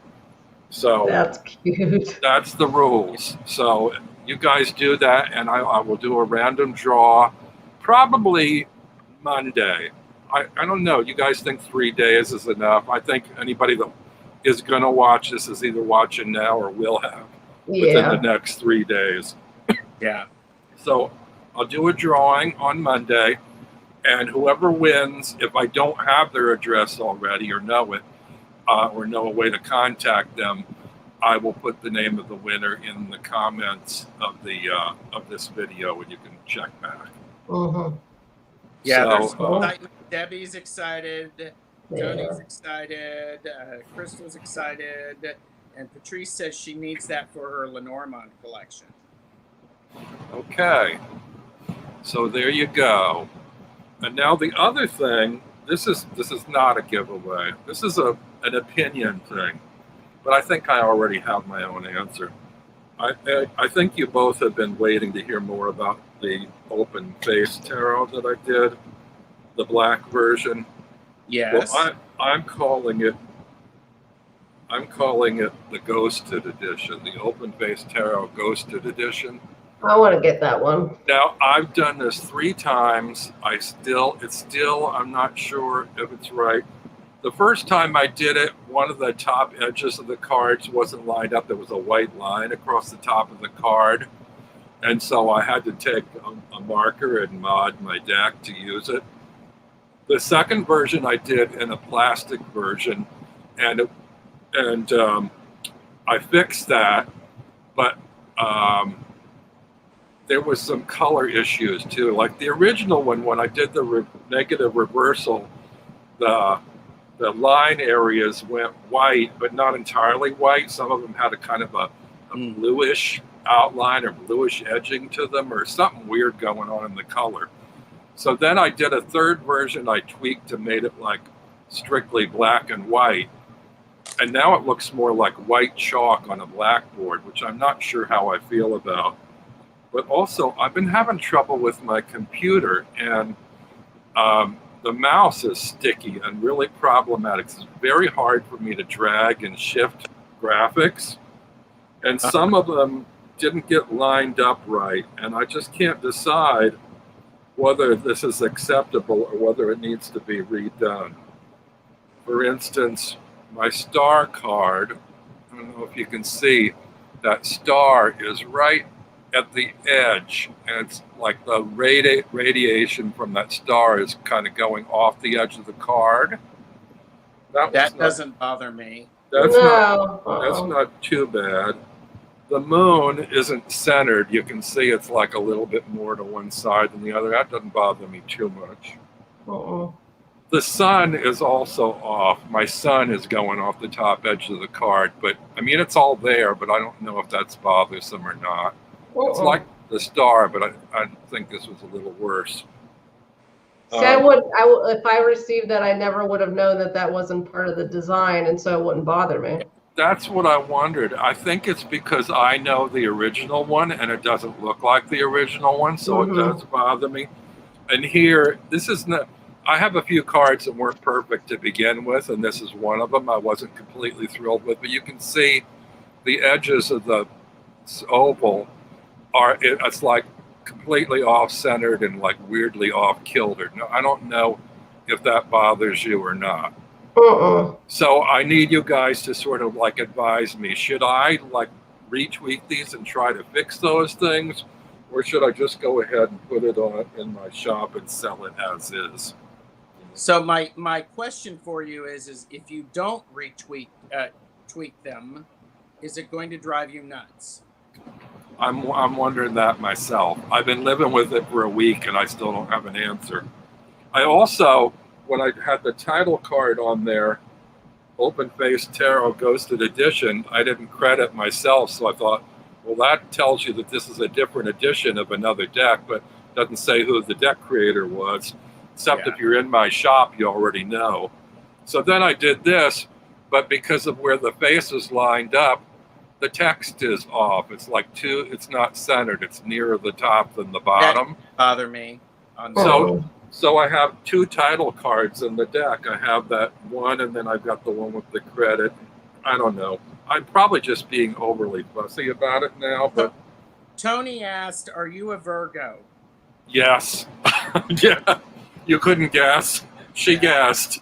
And Tony also said, well, it does now that you pointed it out. Yeah. So like Kristen Louise said, if you didn't tell us, we wouldn't have been bothered by it. And that's another thing. I loved my original one, and it seemed like other people didn't really love it. And I don't know if it's the visual material, or whether it's because it's like a monochrome deck, or if it's like sort of basically a black line on a white deck, or it just looks too basic, like index cards or something. Yeah. But people seem to be responding more to this version, the reverse one, the white on black. And I think there aren't that many black decks out there. And I kind of picked up on the idea, well, you know, Patryce Eleazer, his cheap way out of doing everything is just doing negative reversals of his decks and reissuing them. I thought, well, hell, I can do that too, you know? So I gave it a shot, you know? But I think I had seen one or two other people that had done similar things. In fact, one of my favorite decks is the White Witch Tarot, which is really bizarre. I don't know if you guys know this one or not.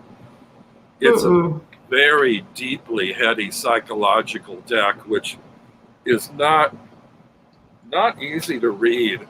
And she did these things. These are like artworks. They're really glossy cards, and it's like, you know what scratch art is? Yeah. Like that sort of chalkboard that you cover with black ink and then you scratch stuff out. It's kind of like that. This is one of my favorite cards.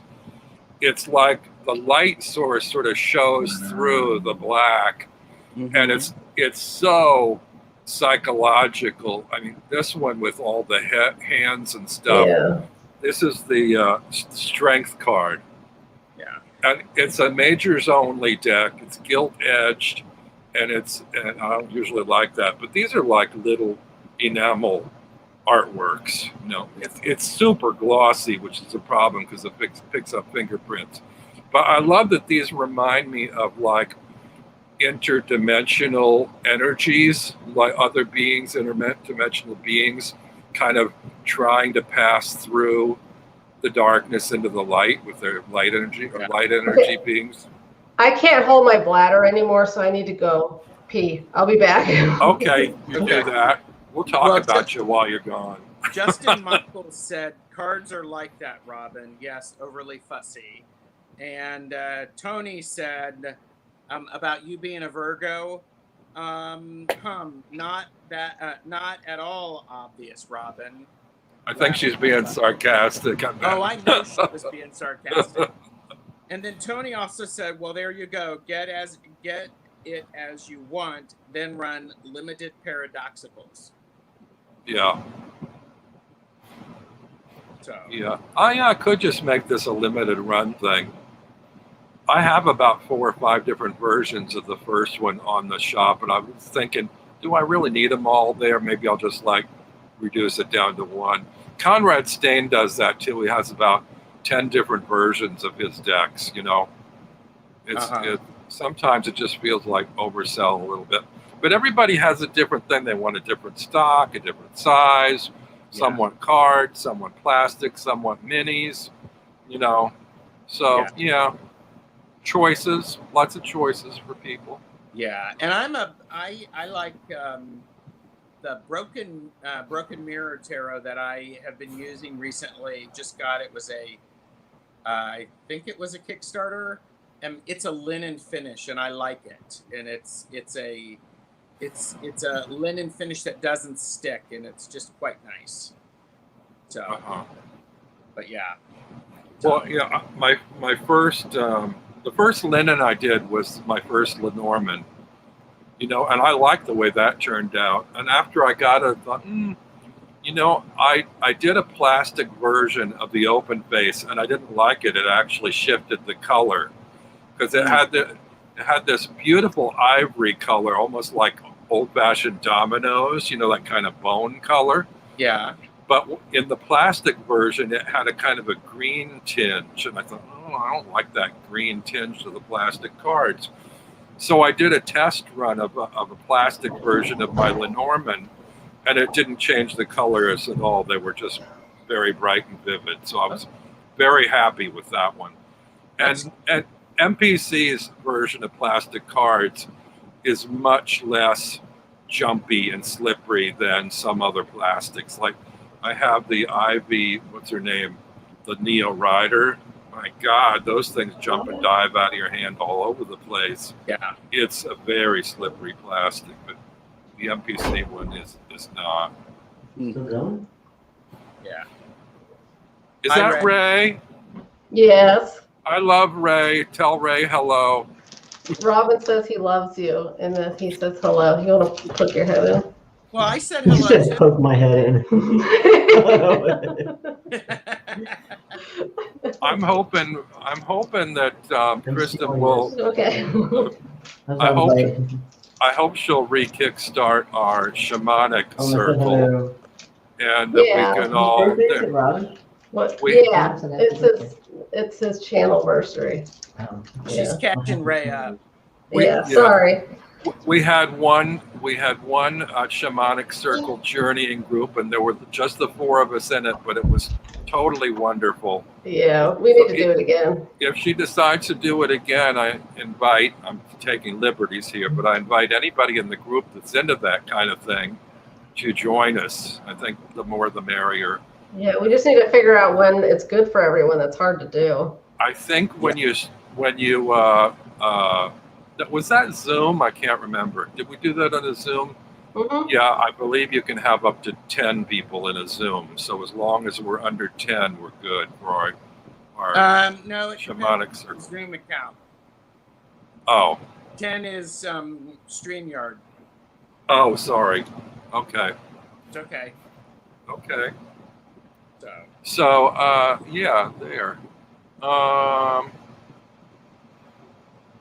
think I'm slowing down a little bit in the chat there. Yeah, and I ran way into Orzy's time, although she said she didn't mind because she's just doing random readings for people. So and it wasn't. Richie at Longman Tarot is starting at the top of the hour. Is he at 2 or 2:30? He's at 2. 2. Oh, Yeah. so we have 7 minutes left. I'm gonna, just for the crap of it, I'm gonna rush us through, if we can do it, the cliche tarot reader thing, if you guys are up for it. So, How many of you have more than one version of a deck? I do. So, can you talk about which deck you have more than one version I have of? more than one version of the Robin Wood Tarot, the Wizard's Tarot by Barbara Moore, the Santa Muerte. I have 2 versions of the Enchanted Tarot, Wow. 2 versions of the Transparent Tarot, 2 versions of the Wildwood, and 2 versions of the Druid Okay, I think you're leading us into question 2, which is backup decks. Because I think when they said versions of decks, Yeah. so I mean, have 2 Rider-Waite Smiths. That's it. I Those are the only. probably have between a dozen and 20 different versions of Rider-Waite Smith. God knows why. I probably only need 4 or 5, but I keep looking for the best one, you know. Yeah, I have 2. And I think in the original question, she opened that up to Rider-Waite system, which could mean hundreds of decks, you know. Yeah. But I read it to be a different version of the same deck. You know, like for instance, Patryce Eleazer, you could have the paradoxical version and the regular version. And so I forgot I have a couple of those. So yeah. So the second one is backup decks. I think I only have 2, maybe 3 of those. I don't have any. No backups. And I have a lot of backup decks. And number 3, do you have a tarot tattoo? No. Do you have any tattoos? Yes. Yeah, I have spiritual tattoos on my arms. I tend not to show them because they're kind of just for me. And I strategically put them so they tend mostly not to fall below a short sleeve length. So if I wear a tank top, it means I want to show them off. But if I don't want people to randomly comment on them, I just wear a regular t-shirt. Right. So, but they're all very symbolically special to me. Like they're symbol imagery that's not typical old Sailor Jerry school kind of tattoos. Although some of them are more representative. But when I started getting tattoos, tribal art tattoo was sort of the thing, sort of New Guinea tribal art, abstract sort of imagery. And I actually do like abstract where you can kind of read or intuit your own thing into it rather than spell it out in image, you know. The next one is tea. Are you tea drinkers? Nope. Occasionally. Really. Occasionally. Yeah, I kind of mix it up too. It's for me, it's like tea, coffee, chocolate, seltzer. I'm a big seltzer drinker actually, but crystals. Are you a crystal person? You have lots of crystals. I have some crystals. I don't collect them though.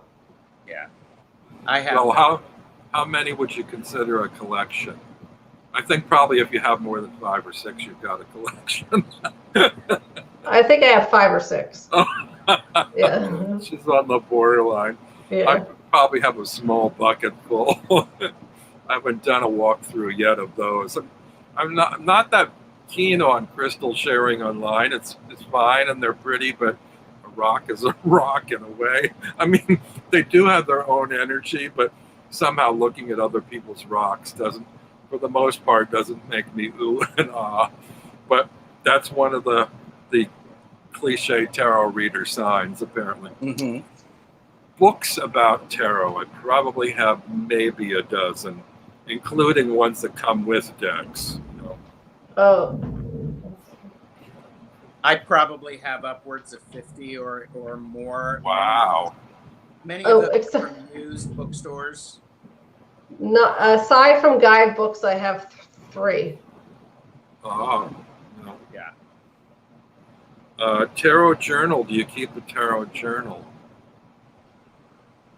Yes. I keep notebooks all over the house that have random tarot stuff in them. So it's whatever's closest to me.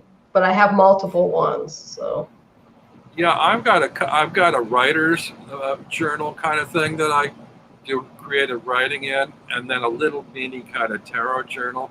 I don't know why. I tend to like to keep those things separate. I used to have old books that I'd put everything in, but they just felt muddled and disorganized to me somehow. And I just kind of, my little tarot journal for me is like words of wisdom, which is bad because I second guess myself and I really belabor, over, is this worthy of writing in my journal or not? Am I going to read it later as something I will value? But when I get a new deck, I'll usually do a 3-card pull. and my observations on how I interpret the cards. I'll put that Sure. in the little tarot journal. Yeah. Well, it's 2:00. So. Well, I don't know if you guys need to race off. I will try to get through these really fast. There's only Okay. a few more. Do you love to shuffle? Are you a shuffler? Yes. Mm-hmm. I don't care one way or the other. I know it's a necessity, but to me, once you mix the deck up, it's not a tactile thing I particularly enjoy. Fairy lights. Do you have fairy lights in your place? I actually do. I put them up for Yule this past year. Yeah, I have them up for Christmas, but I haven't had them turned on in years. Candles. Do you do candles? Yes. I have little tea lights, but I almost never light them. I'm afraid of burning my place down. If it's a watched candle, it's okay, but then I can't fully appreciate it, Right. But sometimes meditating on one flame is really cool. Yeah. Tarot reading space. Do you have a designated tarot reading space?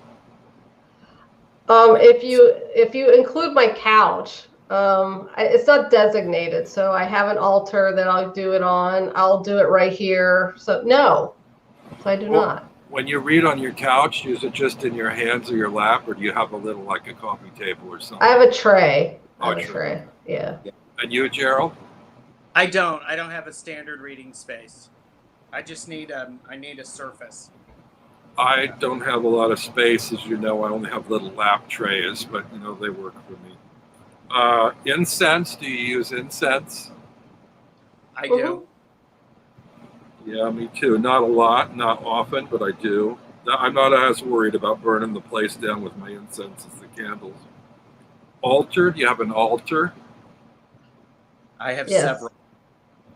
I can't call mine an altar anymore. It's a bookshelf that is so cluttered with stuff. It's a nasty altar. It's like a hoarder's altar. But I do have a pocket change purse with a traveling portable altar in it. Gods and goddesses. Do you have little miniatures or figurines around your house with gods and goddesses? Oh my goodness. Yep. Yeah. And the last one is, do you have a cat or a familiar of some kind? I have 4 cats. 4 cats. Oh, Yeah. God. I have 2 dogs, but I used to have 2 cats, and Wow, I don't think I knew you had dogs, Gerald. Are they big or little? They're big. They're about. They're not 16 lap pounds. dogs. No, they're not lap. Well, they think they're lap dogs, but they're not. They're very well behaved. Yes, and they're old. They're about 13, 14. So I had 1 cat briefly, and then I had dogs. I don't have any anymore. But anyway, that pretty much sums it up. And I think stereotypically or cliche-wise, we are all tarot readers, with the exception of maybe 1 or 2 that we didn't succumb to. But yeah. Anyway, thank you guys so much for joining me today. And Thank you. I may see you over there on Richard's channel. And it looks like, I don't know how many are left in here, but I think everybody else is probably, it says 11 are still watching, but I don't know. Go over to Richard Longman's Tarot and we'll continue the fun over there with him, okay? There we go. All right. All right, everybody. Bye. Yeah. Thank you. Bye. Bye.